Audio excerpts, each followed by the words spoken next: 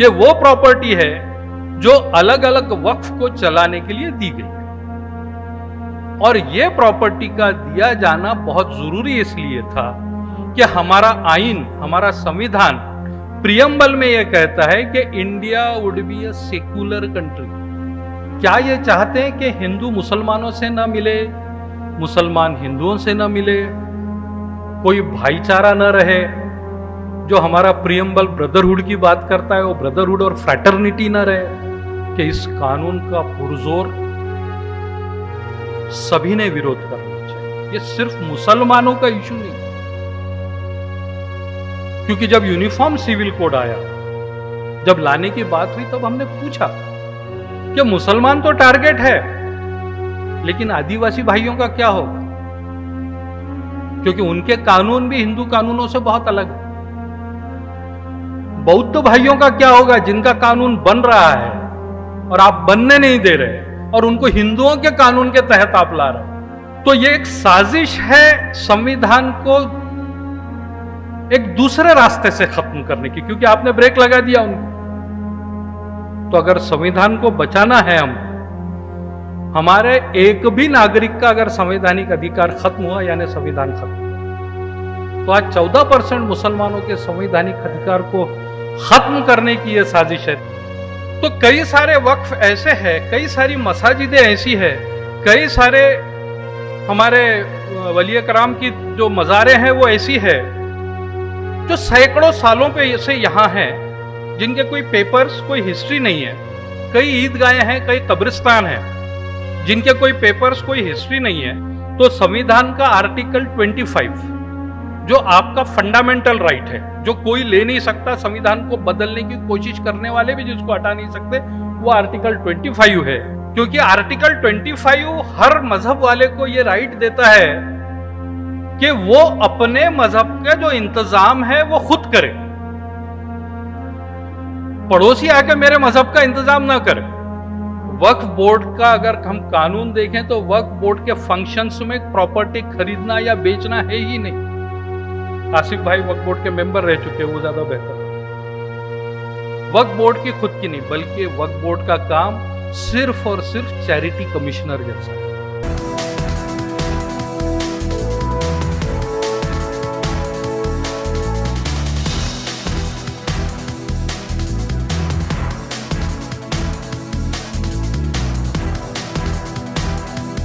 जब ये प्रपोजल आया कि वक्फ एक्ट पर जो अमेंडमेंट बिल आया है, जिसके बारे में लोकसभा में चर्चा हुई, जो जेपीसी को बाद में फॉरवर्ड किया गया, और जेपीसी ने सभी से ऑब्जेक्शंस मांगे हैं, और कई तरह के ऑब्जेक्शंस आज हम सोशल मीडिया पे, व्हाट्सएप पे देख रहे हैं, जिसमें से कुछ तो मैसेजेस ऐसे हैं जो आपको सिर्फ क्यूआर कोड के रूप में दिखते हैं कि आप उस क्यूआर कोड को टच कीजिए, आपका मैसेज वहां रजिस्टर हो जाएगा। तकरीबन 25 लाख इस तरह के मेल कल रात 11 बजे तक के रजिस्टर हो चुके थे जेपीसी के पास। तो जब असरा फाउंडेशन और विदर्भ मुस्लिम इंटेलेक्चुअल्स फोरम से ये एक बात आगे आई कि इन ऑब्जेक्शंस का क्या मतलब है, ये वक्फ बिल है क्या, और हमको एग्जैक्टली करना क्या है, इस पर कुछ इंटेलेक्चुअल्स के साथ चर्चा करनी है। तो मैंने उनसे हाँ कहा, लेकिन उस वक्त मुझे लग रहा था कि क्लोज डोर 25-50 लोगों की मीटिंग होगी, ये नहीं पता था कि ओपन हॉल में ये होगा। लेकिन अल्हम्दुलिल्लाह उन्होंने इतने सारे इंटेलेक्चुअल्स को जमा किया। एक चेहरा जो हमारे बुजुर्ग मैं देख रहा हूँ यहाँ से बहुत पीछे है, all India Muslim personal law board के मेंबर जनाब तारिक साहब भी यहाँ तशरीफ़ रखते हैं।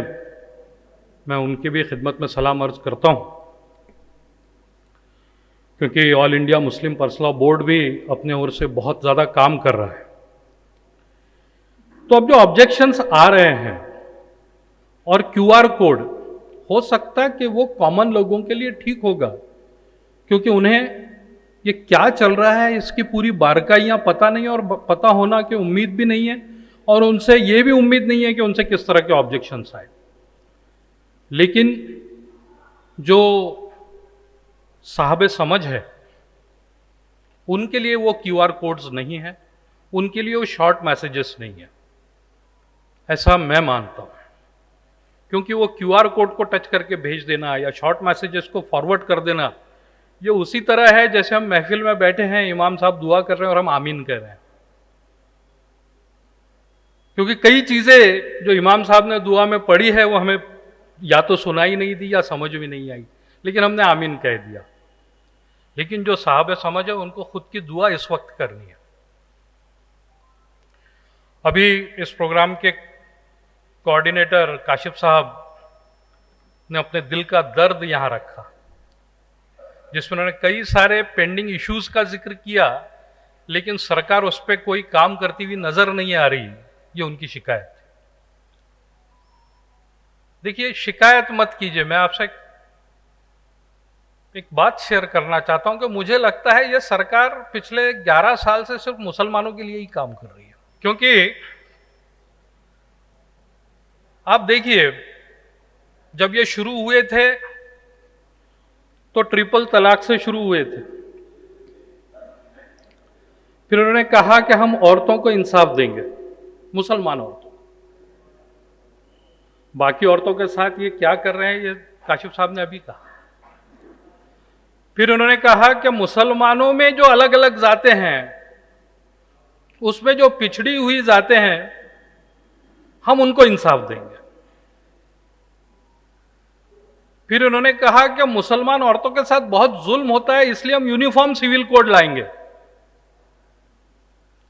फिर बीच में ही इन्होंने यूनिफॉर्म सिविल कोड की बात कर दी। लेकिन जब और अब ये वक्फ अमेंड करने की कोशिश जारी है। अब अगर हम ये देखें कि इसके बरखिलाफ इस मुल्क की 80% पॉपुलेशन, उनके लिए ये क्या कर रहे हैं, तो उनके लिए ये कोर्ट में जा रहे हैं और बोल रहे हैं कि जो पिछड़े हुए लोग हैं उनको हम अलग अलग बांटेंगे, उनका क्लासिफिकेशन करेंगे और शेड्यूल कास्ट में और शेड्यूल ट्राइब में आपस में झगड़े लगा देंगे। अभी फैसला आया सरकार का, उस तरह का बात थी वहां पे। जब बात होती है ओबीसी की, चलो पिछड़ों की बात है, सिर्फ मुसलमानों की आप क्या बात करते हैं, सारे पिछड़ों की हम बात करते हैं। जब ओबीसी की बात करते हैं और पूछते हैं इनसे कि ओबीसी कितने हैं, क्योंकि आप उनको 27% रिजर्वेशन दे रहे हैं, कितने हैं, तो ये बोलते हैं हम गिनेंगे नहीं।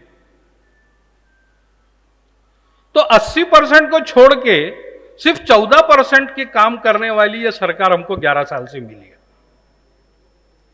तो सबसे पहले हमें यह समझना होगा कि वक्फ क्या है। तो जो आज वक्फ एक्ट है, उसने वक्फ को डिफाइन किया है। अब वो जो वक्फ को डिफाइन करता है, तो वक्फ हर वो चीज है जो इस्लाम के कायदे में, जो शरीयत के कायदे में इंसानियत की खिदमत करने वाला काम है। अगर मैं आसान जबान में कहूं तो इंसानियत की खिदमत करने वाले कामों के साथ मजहबी काम जो है वो भी वक्फ में आते हैं। तो कई सारे वक्फ ऐसे हैं, कई सारी मसाजिदें ऐसी है, कई सारे हमारे वली कराम की जो मज़ारें हैं वो ऐसी है जो सैकड़ों सालों पे से यहां हैं, जिनके कोई पेपर्स, कोई हिस्ट्री नहीं है। कई ईदगाहें हैं, कई कब्रिस्तान हैं, जिनके कोई पेपर्स, कोई हिस्ट्री नहीं है। तो उसको भी डिफाइन किया कि वक्फ बाय यूजर, कि आप इस्तेमाल कर रहे हैं करके वक्फ है, किसी ने डोनेट कर दिया करके वक्फ है, कुछ खरीद के हमने इस्तेमाल में लाया इसलिए वक्फ है।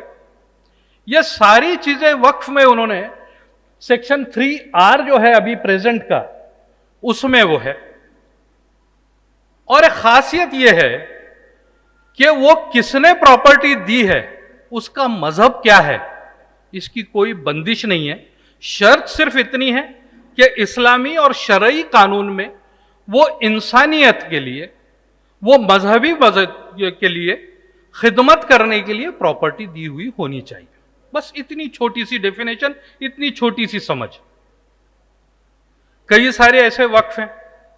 सबसे बड़ा वक्फ अगर आप देखें हमारे यहां बहुत पुराना, तो आप रूह अफ़ज़ा ये एक शरबत लेते हैं, उसका जब देखते हैं किसने बनाया तो नीचे लिखा होता है हमदर्द वक्फ। क्योंकि हमदर्द वो शरबत तो बना रहा है, लेकिन उसके साथ में कई सारी ऐसी दवाइयां बना रहा है जो इंसानियत को खिदमत में, इंसानियत की खिदमत में काम में आ रही है। ये जरूरी नहीं है कि वो सिर्फ मुसलमान के लिए।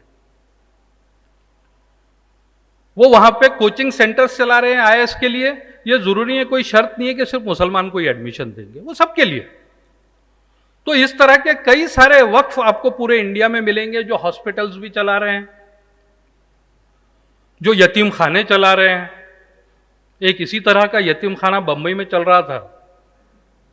ये जो अमेंडमेंट बिल आया जिस पर एक इल्जाम है कि उस यतीम खाने को उसकी जमीन वापस ना मिले, इसलिए भी ये बिल लाया गया। तो उस यतीम खाने की जमीन पर आज दुनिया के सबसे अमीर लोगों में से एक शख्स का घर बना हुआ है, जो उन्होंने उस यतीम खाने की जगह पर ले लिए थे। एंटीला नाम की बिल्डिंग है, अंबानी जी का घर है, लेकिन वो जमीन वक्फ की है, एक यतीम खाने की है। यतीम खाना यानी ऑर्फनेज, उसकी है। और वो जमीन वापस ना जाए, क्योंकि सुप्रीम कोर्ट तक का फैसला हो गया कि वो तो यतीम खाने की वक्फ की जमीन है। तो अब यतीम खाने में जो बच्चा आता है उसका मजहब किसे पता होता है? ये तो इंसानियत की खिदमत के लिए आई हुई प्रॉपर्टी है। तो इस तरह से ये वक्फ, तो अब वक्फ की अगर हम हिस्ट्री देखें तो जब यहां पर इस्लामी हुकूमतें थी, तो इस्लामी हुकूमतों के दौरान दीवाने वक्फ नाम की एक मिनिस्ट्री हुआ करती थी।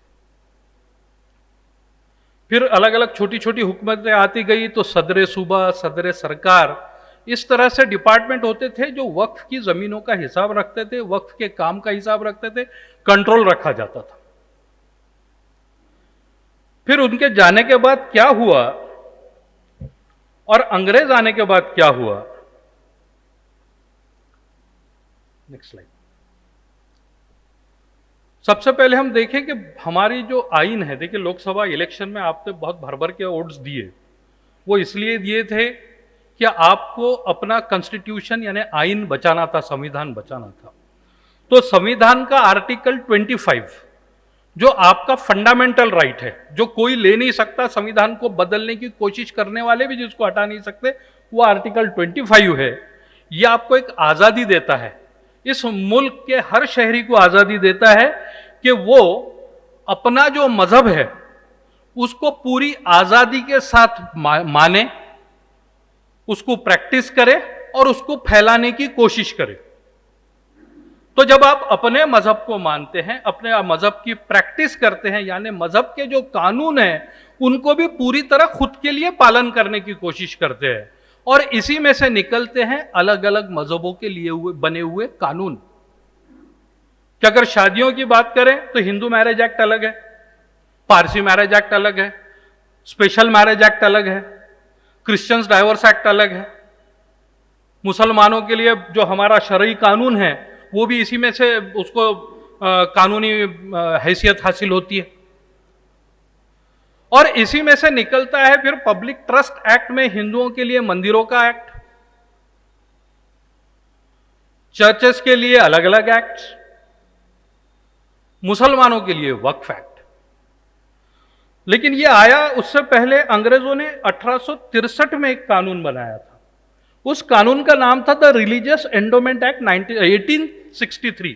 1863 में यह आया था। आज भी अगर आप उत्तर भारत में जाएंगे, उत्तर प्रदेश, बिहार,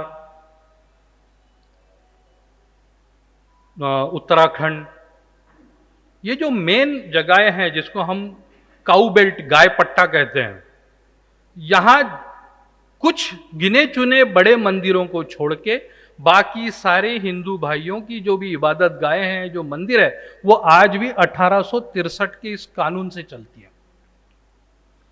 वक्फ एक्ट आने से पहले इसी कानून से मुसलमानों के वक्फ भी गवर्न होते थे।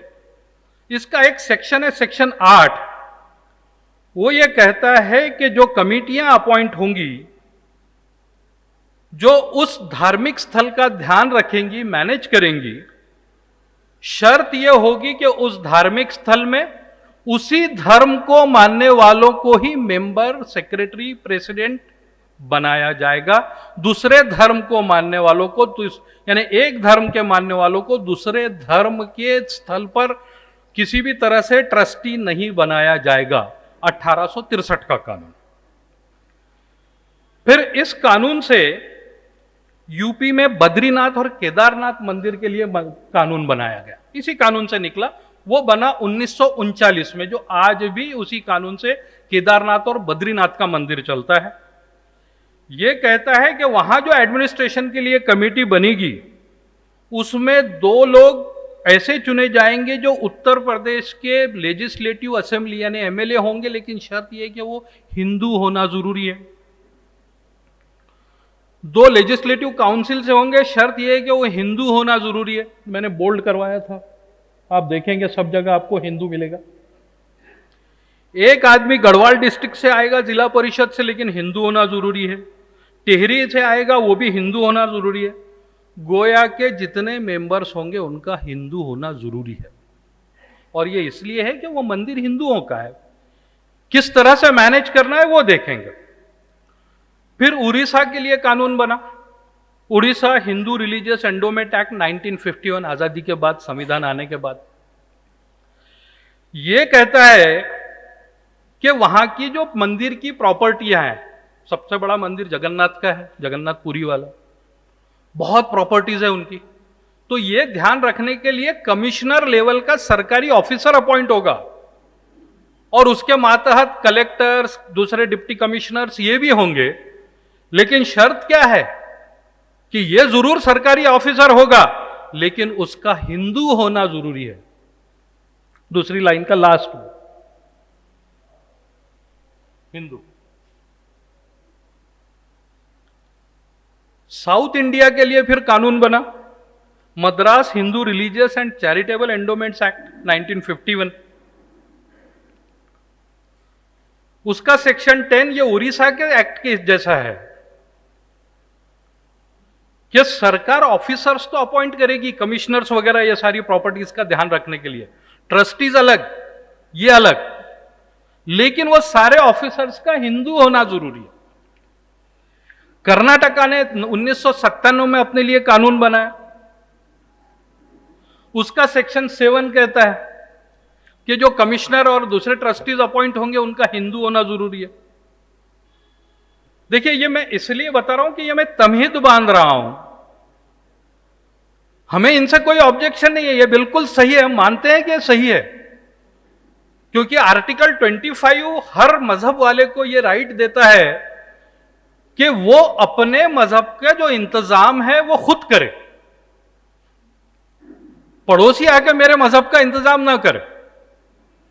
क्योंकि जब ये होने लगता है तो आप क्या खा रहे हैं, आपके घर में क्या बन रहा है, आपके थैली में क्या जा रहा है, इसका भी लोग हिसाब रखने की कोशिश करते हैं। और 72 साल के बुजुर्ग पर ट्रेन में हमला होता है और होम मिनिस्टर इस पे कुछ नहीं कहते हैं। अगर कोई अपना खुद का जानवर भी लेके जा रहा है और दाढ़ी और टोपी वाला है तो उसको गोली मारने की कोशिश होती है, और उस चक्कर में एक 19 साल का ब्राह्मण बच्चा मारा जाता है। तो इस तरह के जब कानून बनते हैं, कानून से बाहर के लोग जाकर के कोशिश करने लगते हैं कि वो मुल्क को कंट्रोल करें, दूसरों के मजहबों को कंट्रोल करें। तो आप सोचिए, जो मैंने कानून आपको बताए 4-5, अगर इनमें से हिंदू वर्ड निकाल दिया जाए, केदारनाथ मंदिर का ट्रस्टी कोई मुसलमान बन जाए तो क्या हो? जगन्नाथपुरी के मंदिर का ट्रस्टी कोई मुसलमान बन जाए तो क्या होगा? क्या यह ठीक होगा? किसी क्रिश्चियन को साउथ के सारे मंदिरों का कमिश्नर बना दिया जाए तो क्या वो कर पाएगा? तो इसलिए एक बेसिक जो 1863 से चला आ रहा है, तो बेसिक प्रिंसिपल ये रहा है अभी तक के, मुगलों के दौर में भी यही प्रिंसिपल था कि जिस मजहब की वो प्रॉपर्टी है, जिस मजहब का वो देवस्थान है, वो उस मजहब वाले करें। तो अब हमारा वक्फ एक्ट अच्छा चल रहा था, उसमें जो खामियां नजर आ रही थी, उन खामियों की स्टडी करने के लिए एक कमीशन अपॉइंट किया गया था, जिसके चेयरमैन रहमान खान साहब थे, जो उस वक्त एमपी थे। उन्होंने बहुत सारे रिकमेंडेशंस दिए। उस रिकमेंडेशन पे 2013 में वक्फ एक्ट में बहुत सारी तरमीम की गई और उन सारी चीजों को इंक्लूड किया गया कि वक्फ की ज्यादा से ज्यादा प्रोटेक्शन हो सके और आगे बढ़े। अगली स्लाइड पे जाने से पहले मैं वक्फ बोर्ड के बारे में बोलता चलूं, क्योंकि वक्फ बोर्ड के बारे में कई सारी तरह की मिसअंडरस्टैंडिंग्स नॉन मुस्लिम्स में फैलाई जा रही है।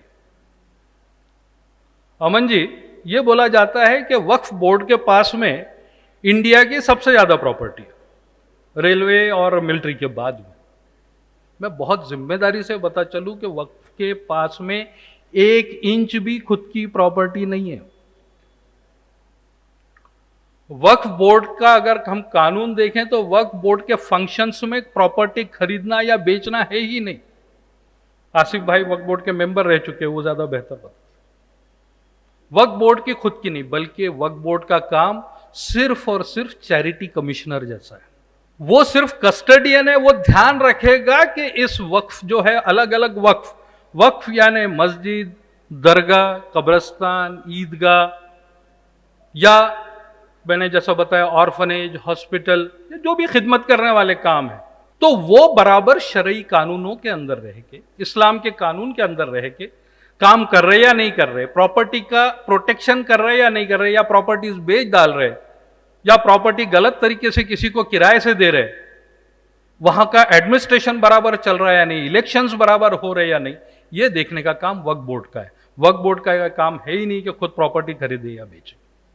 तो इसलिए यह सबसे पहले गलतफहमी हमको दूर करने की जरूरत है कि वक्फ बोर्ड के पास इतनी प्रॉपर्टी, यह वो प्रॉपर्टी है जो अलग अलग वक्फ को चलाने के लिए दी गई है। और यह प्रॉपर्टी का दिया जाना बहुत जरूरी इसलिए था कि हमारा आइन, हमारा संविधान प्रियम्बल में यह कहता है कि India would be a secular country.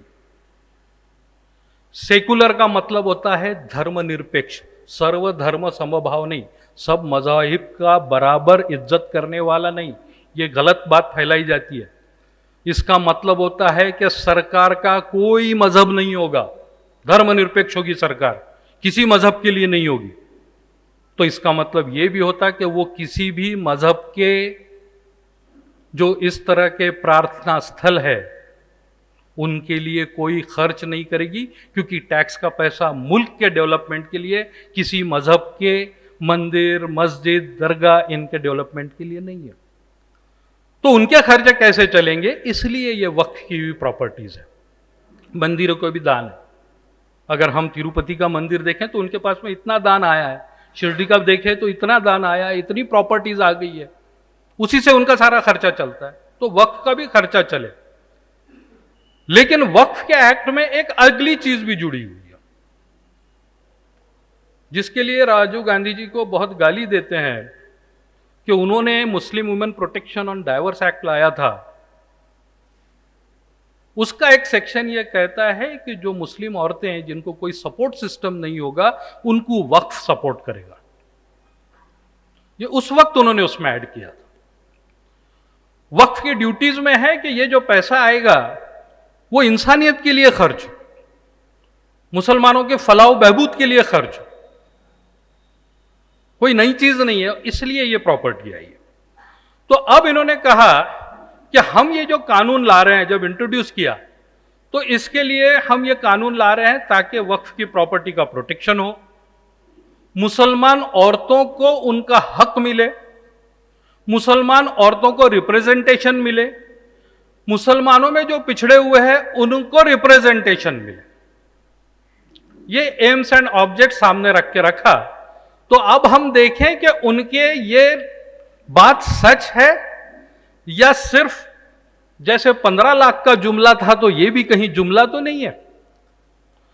तो उन्होंने कोशिश ये की कि सबसे पहले उनका यह है कि हम इस कानून का नाम बदलेंगे। अभी इस कानून का नाम है द वक्फ एक्ट 1995। अब उन्होंने इसका नाम किया है unified Waqf management empowerment efficiency and development act. मुझे नाम बहुत पसंद आया।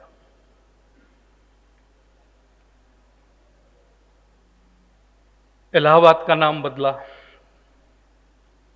बॉम्बे का नाम बदला, औरंगाबाद का नाम बदला, उस्मानाबाद का नाम बदला। उन शहरों को क्या फर्क पड़ा? क्या वो सारे शहर स्मार्ट सिटी हो गए? मनमोहन सिंह जी की सरकार में जितने प्रोजेक्ट्स वेलफेयर के चलते थे उन सब के नाम बदले। क्या आपकी और हमारी जिंदगियों में आसानियां आई? अगर इनका जवाब हां है तो ठीक है, लेकिन ना है तो आप नाम बदल के क्या करोगे? वो छोटा सा एक्ट का नाम है, मैं चाहता हूं कि वही पुराना रहे, क्योंकि याद रखने में आसान होता है। वकीलों का तो ठीक है, जितनी मुश्किल चीजें होंगी वकीलों को उतने फायदे होंगे, लोगों के समझ में नहीं आएंगे उतने वकीलों के पास जाएंगे। लेकिन आसानी रखिए, वक्फ एक्ट, बात खत्म। नेक्स्ट। अब इन्होंने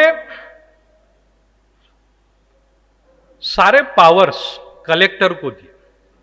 देखिए हमारे ऑब्जेक्शंस क्या क्या है, अब हम ऑब्जेक्शन पर आए। पहले जो वक्फ काम करता था तो स्टेट गवर्नमेंट को एक कमिश्नर अपॉइंट करना था, जो सर्वे कमिश्नर होता था, जो पूरी वक्फ प्रॉपर्टी की सर्वे करके सरकार को रिपोर्ट देता। सरकार उस रिपोर्ट को नोटिफाई करती, ऑब्जेक्शंस मंगाती। उस नोटिफिकेशन के बाद जो ऑब्जेक्शंस आए उनको डिसाइड करके प्रॉपर्टीज की लिस्ट वक्फ बोर्ड को भेज दी, वो सारे रजिस्टर हो गए।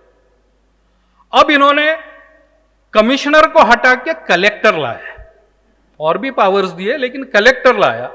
कलेक्टर को यह पावर दी है कि किसी भी प्रॉपर्टी को वो डिसाइड करे ये वक्फ प्रॉपर्टी है या सरकार की प्रॉपर्टी है। वो बोल दे कि सरकार की प्रॉपर्टी है तो ये आखिरी लफ्ज हो गया उसका। फिर ट्रिब्यूनल वगैरह वो बाद में देखेंगे, कोर्ट्स बाद में देखेंगे, लेकिन कलेक्टर ने बोल दिया। जब कलेक्टर ने बोल दिया कि सरकार की प्रॉपर्टी है, तब तक कि आप इस्तेमाल नहीं कर सकते, भले ही आपकी खुद की हो। तो जब कलेक्टर को डिफाइन करते हैं तो उसके साथ में वो जोड़ते हैं कि collector shall include the deputy collector also. यानी इतना इंपॉर्टेंट एस्पेक्ट जिसमें आपकी मस्जिदें, दरगाहें, ईदगाहें सारी की सारी स्टेक पर लगी है, और वो सरकार की है या आपकी वक्फ है, ये डिक्लेयर करने के पावर डिप्टी कलेक्टर जैसे छोटे से ऑफिसर को दे देंगे। एक कॉरपोरेटर का अगर उसको फोन गया तो उठ के खड़ा हो जाता है, वो क्या करेगा? नागपुर का एक किस्सा बताता हूं मैं आपको। दिघोरी में एक कब्रिस्तान है। एनआईटी महानगर पालिका को पास एक आमदार साहब ने प्रपोजल भेजा कि यहां अपन ने एक मार्केट बनाना चाहिए। उन्होंने मार्केट का प्लान सैंक्शन कर दिया, कब्रें हैं वो इस्तेमाल होती है कब वो कब्रिस्तान। हाईकोर्ट जाके उसमें स्टे लाना पड़ा। तो सोचिए अगर ये पावर डिप्टी कलेक्टर को चला जाएगा और वो ये डिक्लेयर कर दे कि यहां के ये जितने कब्रिस्तान है ये सब सरकारी हो गए, तो जब तक आप हाईकोर्ट सुप्रीम कोर्ट तक के जाके आइए तब तक के आप इस्तेमाल नहीं कर सकेंगे। तो करके मेरा अपना ऑब्जेक्शन है कि इस तरह की कोई चीज जिसमें इतना छोटा ऑफिसर जिसको इतनी ताकत दी जाए, ये नहीं होना चाहिए। फिर इन्होंने वक्फ की जो हमने सबसे पहले डेफिनेशन देखी, जो मेन ऑब्जेक्शन, उसी डेफिनेशन के साथ छेड़छाड़ करने की कोशिश की। 2014 के बाद पहली मर्तबा 2024 में मैंने प्रधानमंत्री के मुंह से एक लफ्ज इज्जत से लेते हुए सुना, वो था सेकुलर। अदरवाइज सेकुलर लफ्ज का इस्तेमाल ये गाली के जैसा करते थे, लेकिन 15 अगस्त को लाल किले से उन्होंने कहा कि हमको सेकुलर कानून की जरूरत है। उस वक्त वो यूनिफॉर्म सिविल कोड की बात कर रहे थे, यानी ऐसा कानून जो सबको इंसाफ दे, ऐसा कानून जो मजहबों से परे है, लेकिन जब वक्फ एक्ट का बारी आई तो वो सबसे पहले जातिवादी हो गए। उन्होंने इसमें कहा कि वक्फ अब वही प्रॉपर्टी हो सकती है जो कि मुसलमान ने डोनेट की हो। इससे पहले ऐसा था किसी ने भी हो। कई सारे हम देखेंगे कि जिन इलाकों में हिंदू राजा, हिंदू जमींदार होते थे, उन्होंने कई मसाजिद को उस वक्त इनाम में लैंड्स दी हुई है ताकि उसके खर्चे चलते रहे, वो वक्फ में आ गए। ये बोलते कि नहीं, और साथ ही जरूरी है कि वो 5 साल से प्रैक्टिसिंग मुसलमान होना चाहिए। मैंने पूरे कानून खंगाल लिया ये तलाश करने के लिए कि इस मुल्क में ऐसा कौन सा इदारा, कौन सा ऑफिस, कौन सा डिपार्टमेंट है जो मैं किस मजहब का हूं और कितने साल से, कौन से तारीख से उस मजहब को फॉलो कर रहा हूं, इसका सर्टिफिकेट देता हूं। तो आज मैंने कोई डोनेट कर दिया जमीन और किसी ने ऑब्जेक्ट किया, नहीं नहीं फिरदौस मिर्जा तो उसी दिन से मुसलमान थे, उससे पहले उनको किसी ने मस्जिद में देखा ही नहीं, उससे पहले अगर वो मस्जिद आते थे तो मस्जिद में नमाज पढ़ते हुए नहीं देखा, तो प्रैक्टिसिंग मुसलमान थे काय पर से। चला झगड़ा फिर, तब तक के वो 20 साल, 22 साल, 25 साल सुप्रीम कोर्ट तक के, साबित करो कि मैं 5 साल से मुसलमान था। इससे पहले नहीं था, इससे पहले इन्हीं पर्सन ये था। तो सेकुलरिज्म यानी आर्टिकल 25 को डिफीट करने वाला ये किस तरह का प्रोविजन है, ये मेरे समझ से बाहर है। क्योंकि ये प्रोविजन जो इससे पहले हमने पूरे कानून देखे जो हमारे हिंदू भाइयों को एप्लीकेबल है, उस किसी कानून में नहीं है, यह सिर्फ मुसलमानों के लिए है। फिर उसके बाद सैकड़ों सालों से हम कुछ मस्जिदें इस्तेमाल कर रहे हैं, सैकड़ों सालों से हम इबादत के लिए जा रहे हैं ईदगाहों पर, लेकिन उसके पेपर्स नहीं है क्योंकि किसने दिया पता नहीं है। तो पहले डेफिनेशन में वक्फ बाय यूजर था, अब उन्होंने वो निकाल दिया कि वक्फ वही होगा जो किसी ने दी है, रजिस्टर्ड कागज आपको बताना पड़ेगा। अब सच्ची बताइए हमारे पास कितने कब्रिस्तानों के ऐसे होंगे रजिस्टर्ड कागज, कितनी ईदगाहों के होंगे। फिर वही होगा कि एक दिन आया एक झंडा लग गया, दूसरे दिन एक पत्थर लग गया, तीसरे दिन से झगड़ा शुरू हो गया। जब बाबरी मस्जिद का फैसला सुप्रीम कोर्ट ने दिया तो उस वक्त सरकार का स्टैंड था कि हिंदुओं के आस्था का प्रश्न है, क्योंकि उस जगह पे राम के पैदा होने का कोई सबूत नहीं था, उस जगह हिंदुओं के मंदिर होने का कोई कागज नहीं था। लेकिन कहा कि आस्था का प्रश्न है, इसलिए हम ये जगह मस्जिद मंदिर बनाने के लिए दे रहे, और बदले में शहर के बाहर 5 एकड़ जमीन मुसलमानों को दे दी जाएगी। तो अगर आर्टिकल 14 जो फंडामेंटल राइट है हर सिटीजन का, वो कहता है कि हर भारतीय कानून के सामने बराबर होगा, जब यह मेरा फंडामेंटल राइट है, तो उनकी आस्था और मुसलमानों की आस्था की जब बारी आती है तो बोलते हैं कागज बताओ। आप हमको सिटीजनशिप के वास्ते बोलते हैं कागज बताओ, और अब तो आप आस्था के लिए कहते हैं कागज बताओ। तो ईदगाहों का और कब्रिस्तानों के कागज हम कहां से लाएंगे? यानी मांगना भी एक क्या बात है, कहीं तो कुछ तो संविधान की शर्म रखिए। तो इसलिए जो डेफिनेशन है उसको बिल्कुल भी अमेंड नहीं करना चाहिए, जिस तरह से डेफिनेशन है उस तरह ही वो रहना चाहिए। अगर वो डेफिनेशन में तरमीम हो गई तो मैंने जो बताया वो सारे खतरात आएंगे। मुसलमान का जो लॉ ऑफ इनहेरिटेंस है, यानी उसके बाद में प्रॉपर्टी अगली जनरेशन को कैसी जाएगी, वो हिंदुओं से थोड़ा अलग है।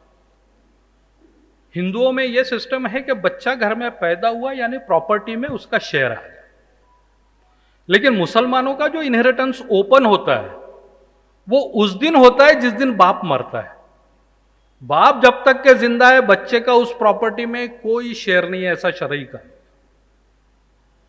बाप मरेगा, मां मरेगी, शौहर मरेगा, उसी के बाद जब वो मरेगा उसकी प्रॉपर्टी का इनहेरिटेंस ओपन होगा। तब तक के उसको जो प्रॉपर्टी का करना है वो करेगा। कई लोग वक्फुल औलाद करते हैं, वो अपनी जिंदगी में कहते हैं कि ये हमारी प्रॉपर्टी हमने वक्फ कर दी, इसका फायदा हमारी इस औलाद को होगा, या हमारी प्रॉपर्टी का फायदा पूरी कम्युनिटी को इस तरह से होगा। लेकिन अब सरकार ये सेक्शन लाके कह रही है, सेक्शन 3A जोड़ा है उन्होंने, वो कहते हैं कि आप वक्फुल औलाद पूरी तरह से नहीं कर सकते, हम ये देखेंगे, यानी सरकार देखेगी कि उसमें से आपने बेटियों को क्या दिया, हम ये देखेंगे कि आपने अपनी बेवा को क्या दिया। फिर से आर्टिकल 25 सरकार को ये इजाजत नहीं देती, क्योंकि ये मेरी प्रॉपर्टी है। फिर आर्टिकल 300A भी पढ़ना पड़े, ये संविधान के बिल्कुल खिलाफ है, क्योंकि आप इस तरह से मेरे मजहबी अकायद को कंट्रोल करना चाह रहे हैं। यह सरकार नहीं कर सकती।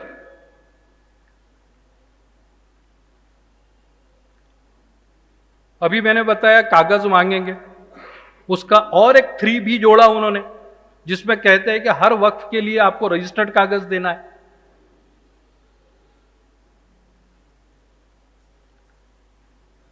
अब अगर हम ये देखें कि अभी तक के जितने वक्फ थे वो पहले चैरिटी कमिश्नर के पास रजिस्टर्ड थे, क्योंकि विदर्भ में वक्फ एक्ट 1995 के बाद आया। औरंगाबाद मराठवाड़ा में पहले हुआ करता था 1954 का कानून। तो हमारी सारी मस्जिदें, कब्रिस्तान, दरगाहें ये चैरिटी कमिश्नर के पास रजिस्टर्ड थी। उसके बाद ऑटोमेटिक सेक्शन 40 में डीमिंग सेक्शन में वो उधर ट्रांसफर हो गई। फिर भी सर्वे हुआ, सर्वे से हमारी प्रॉपर्टी सर्टिफाई हुई, जो नहीं हुई थी बाद में हमने केसेस करके वो चढ़वाई। लेकिन अब ये कहते हैं कि रेवेन्यू अथॉरिटी को जब म्यूटेशन करेगा तो उस वक्त उन्होंने पावर्स दे दिए कि तू फिर से डिसाइड कर। पहले तो कलेक्टर को पावर दिए, फिर रेवेन्यू अथॉरिटी यानी पटवारी, तलाटी, पांडेबुआ, जो भी आप कहते होंगे, वो जब एंट्री लेगा तो उस वक्त वो भी सबको अपॉर्चुनिटी देगा कि भैया आप आके साबित करो कि ये प्रॉपर्टी वक्फ की प्रॉपर्टी नहीं है। यानी पहली लड़ाई लड़ी रजिस्ट्री के टाइम, दूसरी लड़ाई लड़ी कलेक्टर के सामने, कलेक्टर ने सर्टिफाई करने के बाद अब तलाठी के सामने भी मुझे साबित करना है। यानी मैंने दूसरे काम करना ही नहीं है, मैंने उलझा हुआ रहना है। उलझा के रखने में ये बहुत अच्छे एक्सपर्ट है, ये हमेशा उलझा के रखते हैं। ओबीसी को उलझा के रखा हुआ है फिलहाल, और उनको उलझा के रख के किसी महानगर पालिका, नगर पालिका का इलेक्शन नहीं होने दे रहे। मराठा भाइयों को उलझा के रखा है, आड़े टेढ़े कानून बना दिए और सुप्रीम कोर्ट तक के वो जाओ लड़के फिर वापस आओ, फिर जाओ लड़के वापस आओ, कुछ नहीं मिला। किसानों को उलझा के रख दिया अलग, और अब SC ST की जो बात किया, आज ही लोकसत्ता में मेरा आर्टिकल छपा है उस पर, तो उनको उलझा के रख दिया और हमको भी उलझा के रखने की ये कोशिश है। तो इन्होंने कहा कि हम औरतों को रिजर्वेशन देने के लिए, औरतों को इंसाफ देने के लिए और रिप्रेजेंटेशन देने के लिए अमेंड कर रहे हैं। तो दो मेन बॉडीज है वक्फ की, एक है वक्फ काउंसिल जो दिल्ली में होती है, दिल्ली में काम करती है, दूसरा हर स्टेट का वक्फ बोर्ड होता है। तो आसिफ भाई, आपके कानून में तो ऑलरेडी था कि दो औरतें वक्फ बोर्ड में होना जरूरी है। फौजिया मैडम ऑलरेडी है, हमारा पूरा वक्फ बोर्ड नहीं है क्योंकि 6 ही मेंबर है अभी, फौजिया मैडम है वहां पर। वक्फ काउंसिल में भी कंपलसरी है कि 2 औरतें होना चाहिए, और साथ में यह कंपलसरी है कि ये पूरे मेंबर्स मुसलमान होना चाहिए। तो अब इन्होंने सेक्शन 9 और सेक्शन 14 जो आपके और मेरे लिए सबसे इंपॉर्टेंट है, उसको अमेंडमेंट लाने की कोशिश की। अब ये कहते हैं, पहले इलेक्शन से आते थे वक्फ बोर्ड में लोग, और उसका कानून यह था कि किसी भी वक्त, सुप्रीम कोर्ट का जजमेंट है इस पे, कि किसी भी वक्त वक्फ बोर्ड में इलेक्टेड मेंबर्स ये नॉमिनेटेड मेंबर्स के बराबर या कम नहीं होना चाहिए, ज्यादा होना चाहिए। क्योंकि जो इलेक्टेड मेंबर्स है वो आपकी और मेरी बात वहां तक के पहुंचाते हैं, नॉमिनेटेड मेंबर ये सरकार की बात पहुंचाते हैं। तो इलेक्टेड मेंबर ज्यादा होना चाहिए।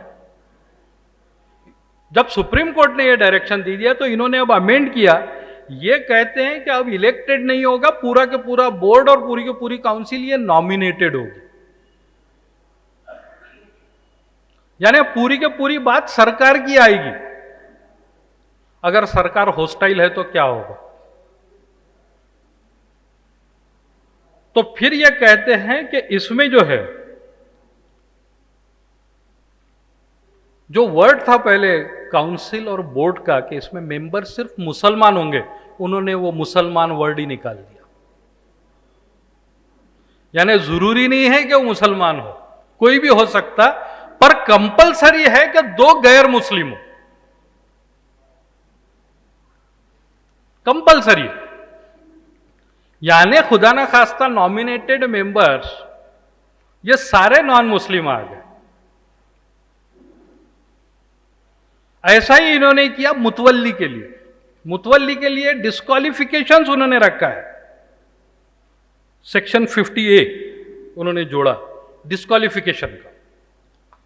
हमने हिंदुओं के कानून का डिस्क्वालिफिकेशन देखा कि जिस दिन वो हिंदू नहीं रहेगा उस दिन वो मैनेजमेंट से बाहर हो जाएगा।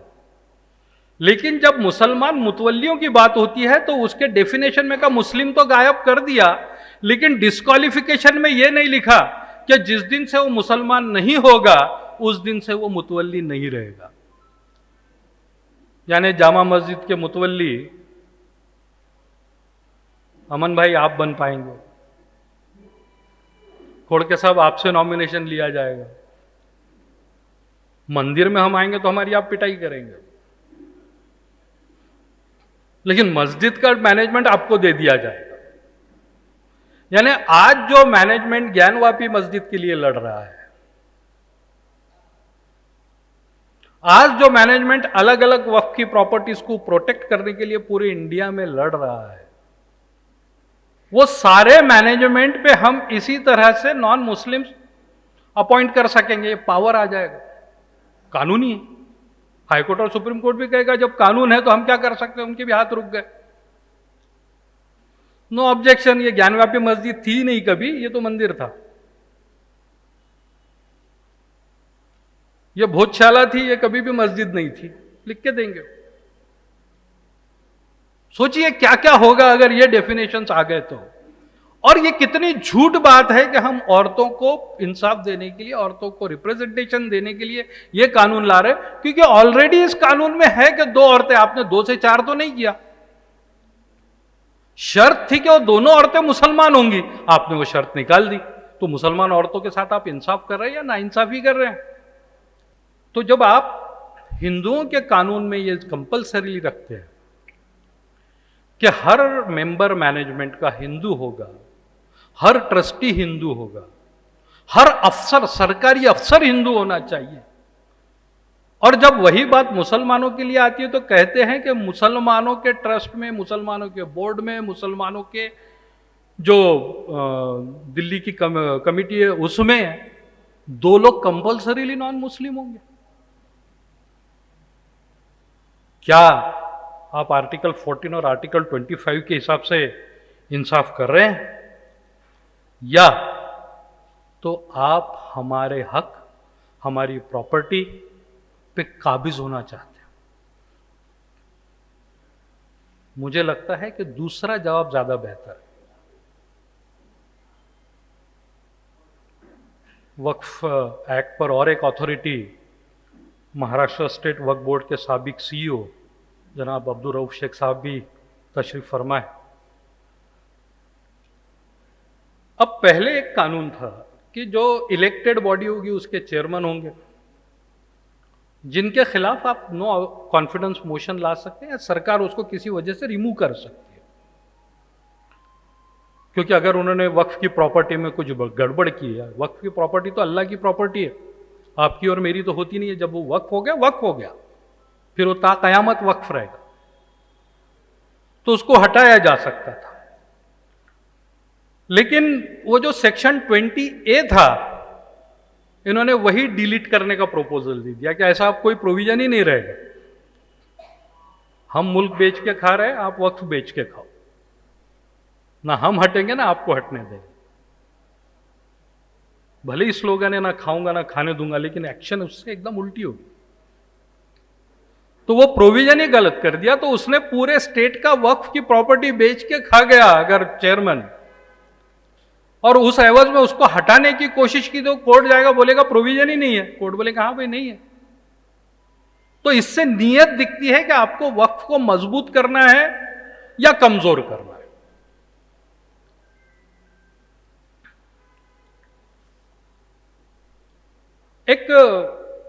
मैं सिर्फ मोटी मोटी चीजें ले रहा हूं, बारकाइयां बहुत सारी है जो हम लोगों ने अपने ऑब्जेक्शंस में दिए हैं, लेकिन वो जेपीसी के सामने ही उस पर चर्चा होगी। मेरी कोशिश है कि वो उनके पास एक विटनेस के तौर पे मैं खुद भी हाजिर हूं, मैंने एप्लीकेशन की है। तो कानून का सबसे बेसिक रीजन ये है कि कोई भी कार्रवाई और फैसला होने से पहले आपने जिस पर इसका असर पड़ रहा है उसको सुनना चाहिए। उसे कहते हैं प्रिंसिपल ऑफ नेचुरल जस्टिस। अब सेक्शन 32 जो था उसमें यह था कि जो वक्फ प्रॉपर्टी के बारे में या वक्फ के बारे में कोई फैसला ले रहे हैं आप, तो जिन लोगों पे इसका असर हो रहा है उनको सुन लिया जाए। अगर उनके कोई ऑब्जेक्शंस है तो उस ऑब्जेक्शन पे वो बता सकते कि भैया ये ऐसा है, आप सुन लो। इन्होंने वही डिलीट करने के लिए सेक्शन 16 ले आए कि जब हम प्रॉपर्टीज का फैसला लेंगे तो किसी भी को भी सुनवाई का कोई हक नहीं होगा।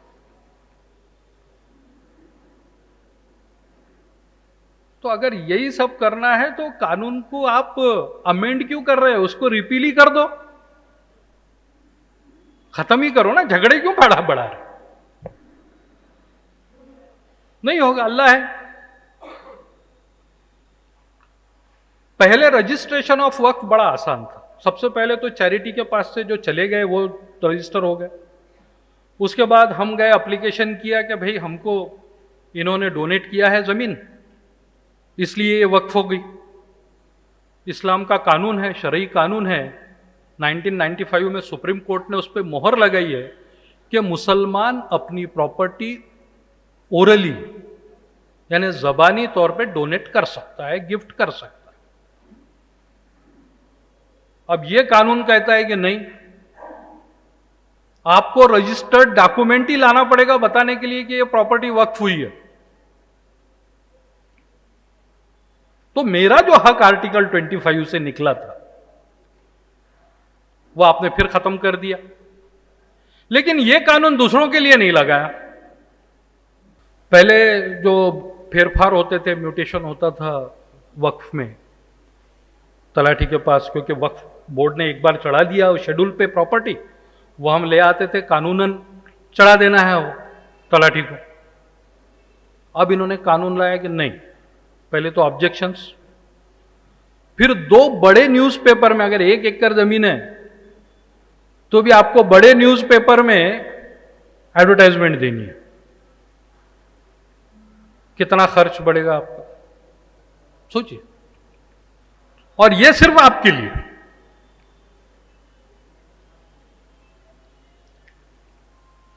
और सबसे खतरनाक, वक्फ बोर्ड को एक हक हुआ करता था पहले, पावर था सेक्शन 40 में, कि अगर उसको पता चले कि यहां वक्फ की जमीन है लेकिन लोग जो काबिज है उन्होंने छुपा के रखी है, वो बता नहीं रहे कि वक्फ की जमीन है, तो वो खुद जाके इन्वेस्टिगेट करके उसको भी सुनवाई देने के बाद अगर वो वक्फ की जमीन है तो उसको डिक्लेयर करेंगे कि वक्फ जमीन है। उसके ऊपर उसको हक था कि वो ट्रिब्यूनल के पास जाए, वहां अपील करे, ट्रिब्यूनल में सुनवाई नहीं हुई बराबर हो या वो खुश नहीं है ट्रिब्यूनल के फैसले से, तो हाई कोर्ट जाए सेक्शन 83(9) के तहत। अब इन्होंने ये वक्फ बोर्ड का पावर ही निकाल दिया। तो अब इससे क्या होगा कि मैं जानता हूं कि मेरे पास मस्जिद की प्रॉपर्टी है, लेकिन मैं बता नहीं रहा, क्योंकि मैं चाहता हूं कि मेरी औलादों को मिले, कम्युनिटी को वो ना मिले, मस्जिद को ना मिले। वक्फ बोर्ड को भी पता है कि ये प्रॉपर्टी उसके पास है, पूरे शहर को पता है कि ये प्रॉपर्टी है, लेकिन पावर्स ही नहीं रहने से कौन सी अथॉरिटी आएगी वो बताने के लिए? तो जिनके कब्जे में ये प्रॉपर्टियां हैं, मैंने सबसे पहले जिक्र किया बंबई के एक अनाथालय का, वो सारी की सारी प्रॉपर्टियां चली गई ऐसा समझिए, अगर ये सेक्शन 40 को इन्होंने अबॉलिश कर दिया तो।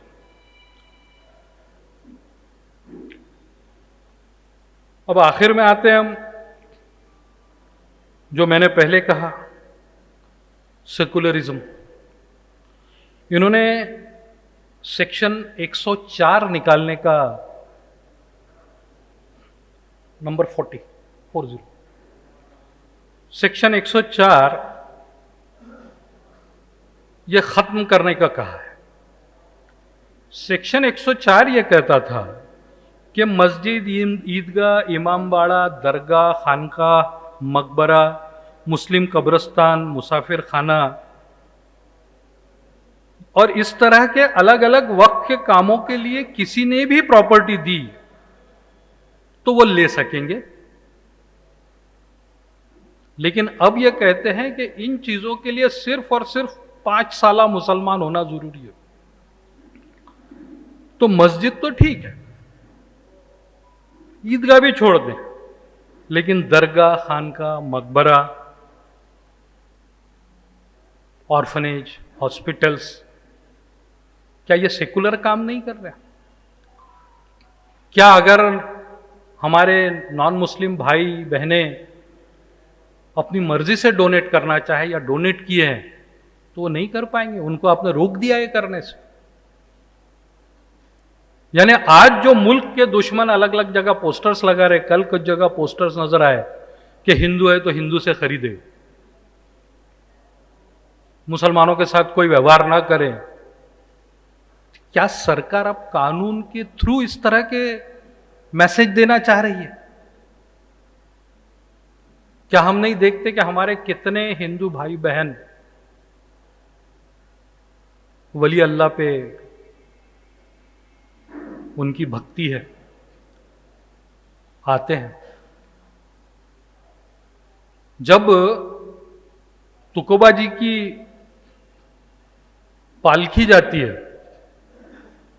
पंढरपुर, तो कंपलसरी है उसका एक मस्जिद में रुकना। क्या ये चाहते हैं कि हिंदू मुसलमानों से ना मिले, मुसलमान हिंदुओं से ना मिले, कोई भाईचारा न रहे? जो हमारा प्रियम्बल ब्रदरहुड की बात करता है वो ब्रदरहुड और फ्रैटर्निटी ना रहे? इस तरह के कानून ये कैसे बन सकते हैं? जब तक कि ये कॉन्स्टिट्यूशन हमारे पास है तब तक कि इस तरह के कानून लाने के लिए बहुत बेशर्मी की जरूरत होती है। ये तो मैं सर्टिफाई करूंगा। इतनी बेशर्मी के साथ इस तरह के कानून अगर आए तो कैसा हो? सेक्शन 107, 108, 108A ये निकाल रहे हैं। तो ये सब के सब जो कानून में तरमीम की बात कर रही है, section article 14, article 25, article 300A, article 19, article 21, संविधान के इतने कानूनों को के खिलाफ जाके हो रहा है। अगर यह आता है तो इस मुल्क से जिस वर्ड के साथ उनको दुश्मनी थी, सेकुलरिज्म, वो खत्म हो जाएगा। वक्फ का कानून खत्म हो जाएगा। सारी वक्फ की जमीनें ये खतरे में पड़ जाएंगी। इनको ये लाइसेंस मिल जाएगा कि वक्फ पर मुसलमानों के अलावा दूसरे मजहब के लोगों को ट्रस्टी, वक्फ बोर्ड के मेंबर, वक्फ काउंसिल के मेंबर बना के वक्फ प्रॉपर्टी इनके हिसाब से जिस तरह से इस्तेमाल करना है करें। इनको लाइसेंस मिल जाएगा कि कलेक्टर के थ्रू किसी भी प्रॉपर्टी को गवर्नमेंट प्रॉपर्टी डिक्लेयर करके वक्फ प्रॉपर्टी को वक्फ का इस्तेमाल रोक दे इमीडिएट। क्योंकि कानून कहता है कलेक्टर ने जब पेन चला दिया उस दिन से आपका इस्तेमाल रुक गया। तो मेरी आप सबसे गुजारिश है कि इस कानून का पुरजोर सभी ने विरोध करना चाहिए। यह सिर्फ मुसलमानों का इशू नहीं, क्योंकि जब यूनिफॉर्म सिविल कोड आया जब लाने की बात हुई तब हमने पूछा कि मुसलमान तो टारगेट है, लेकिन आदिवासी भाइयों का क्या होगा, क्योंकि उनके कानून भी हिंदू कानूनों से बहुत अलग है।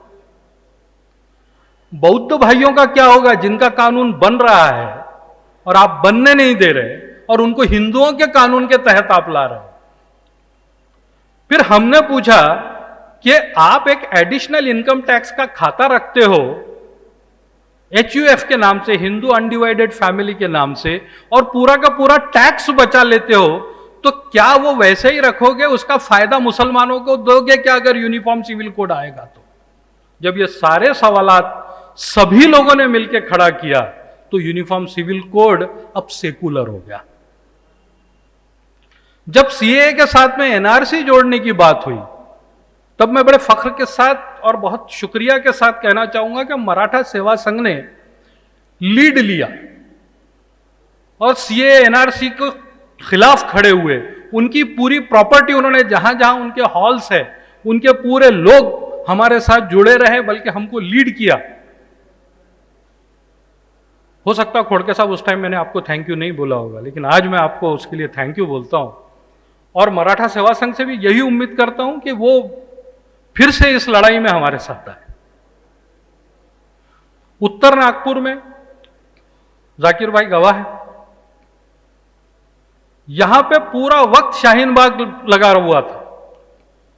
उत्तर नागपुर के हमारे बौद्ध भाई जो है, सिर्फ उत्तर नागपुर के नहीं, मैं नाम लेना चाहूंगा, आज वो हमारे बीच में नहीं है, डॉक्टर कृष्णा कामड़े, नागपुर के बड़े फेमस ऑन्कोलॉजिस्ट थे।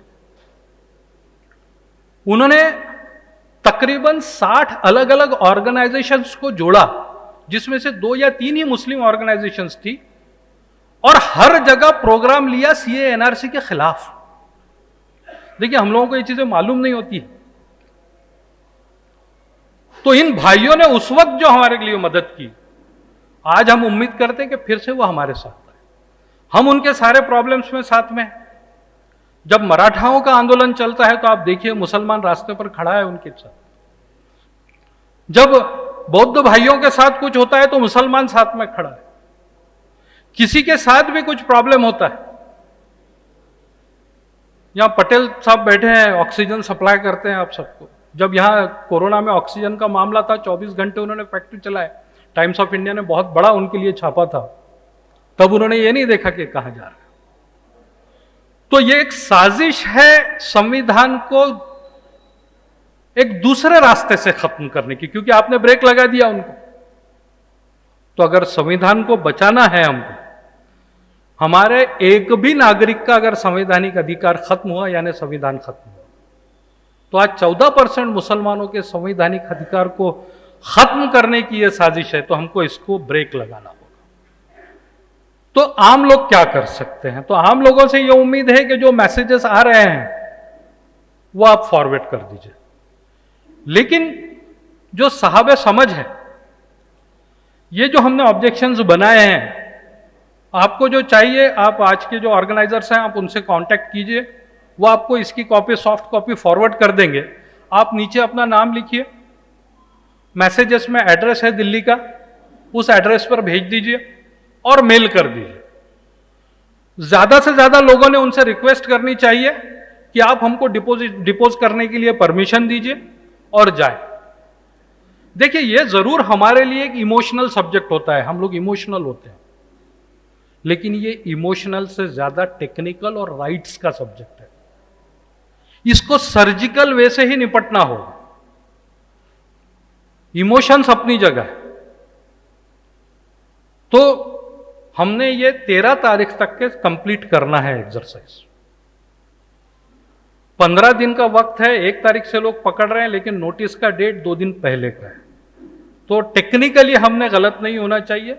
ये सारे ऑब्जेक्शंस हमने मेल कर देने चाहिए। सबके पास मोबाइल है आजकल, 2 GB डाटा भी मुफ्त में मिल ही रहा है, तो कम से कम एक अच्छा इस्तेमाल उसका हो। जिनके ईमेल आईडीज नहीं है वो ईमेल आईडीज क्रिएट करवा लें, और इस मुल्क की सेकुलरिज्म को जिंदा रखने के लिए, इस मुल्क की गंगा जमनी तहजीब को बचाने के लिए और इस मुल्क में चल रहे अलग अलग इंसानी खिदमत के प्रोजेक्ट्स को बचाने के लिए जो वक्फ एक्ट 1995 आज जिस हालत में है, उस हालत में रखने के लिए आप कोशिश करें। अल्लाह से यही दुआ है कि हमारी ये कोशिशें कामयाब हों। जाते जाते एक बात और, मैं तकरीबन 10 साल वक्फ बोर्ड का स्टैंडिंग काउंसिल था। शेख साहब तकरीबन 3 साल सीईओ थे। आसिफ भाई बहुत लंबा अरसा वक्फ बोर्ड के मेंबर रहे हैं। और हम तीनों का एक एक्सपीरियंस है कि वक्फ की जो प्रॉपर्टीज है, वक्फ की जो ज़मीनें हैं, उनका प्रॉपर रजिस्ट्रेशन हम लोगों ने करवाया नहीं, जो हमने करवाना चाहिए। आज भी वक्त है, अमेंडमेंट अगर खुदा ना खास्ता होता है तो आप बाद में नहीं करवा पाएंगे, आज इमीडिएटली आप स्टेप्स लीजिए। नंबर 2, हम एक तरफ कहते हैं कि प्रॉपर्टीज अल्लाह की प्रॉपर्टीज हैं, हमको इनको प्रोटेक्ट करना है, लेकिन उसी वक्त हमारे भाइयों के पास ये प्रॉपर्टियां हैं जिनका वो ना तो हिसाब दे रहे हैं ना किराया दे रहे हैं। उनकी ये कोशिश है कि किराया कम से कम यानी कितना, 5 और 10 रुपए। तो एक पूरी उम्मीद की तरह, पूरी कम्युनिटी की तरह हमने उन लोगों के खिलाफ भी खड़ा होना चाहिए, ये भूल के कि वो कौन है। क्योंकि एक याद रखिए, अल्लाह ताला कहता है कि अगर वो तुम्हारा कितना भी करीबी हो, रिश्तेदार हो, बाप भाई कोई भी हो, अगर वो गलत है तो तुमको उसके खिलाफ गवाही देनी होगी। तो वो कोई भी हो, आपको खड़ा होना होगा। अगर आप ये करने की तैयारी है आपकी, तो ये वक्फ की प्रॉपर्टी बचाने में कुछ मतलब है। वरना गबन करने वालों के जेब में जाने देंगे आप, तो फिर क्यों इतनी सारी एक्सरसाइज, क्यों ये सब लोग जमा। तो इसी मैसेज के साथ असरा फाउंडेशन, विदर्भ मुस्लिम इंटेलेक्चुअल्स फोरम, आप तमाम लोग, ख़ासतौर से वो लोग जो बहुत ही ज़्यादा बिज़ी हैं और उस अपने बिज़ी वक्त में से वक्त निकाल कर आज आए हैं, वो लोग जिनकी आवाज़, जिनका लफ्ज़ सरकार में मायने रखती है, अपनी अपनी पार्टी में मायने रखती है, वो लोग यहाँ आए। आप तमाम का बहुत बहुत शुक्रिया।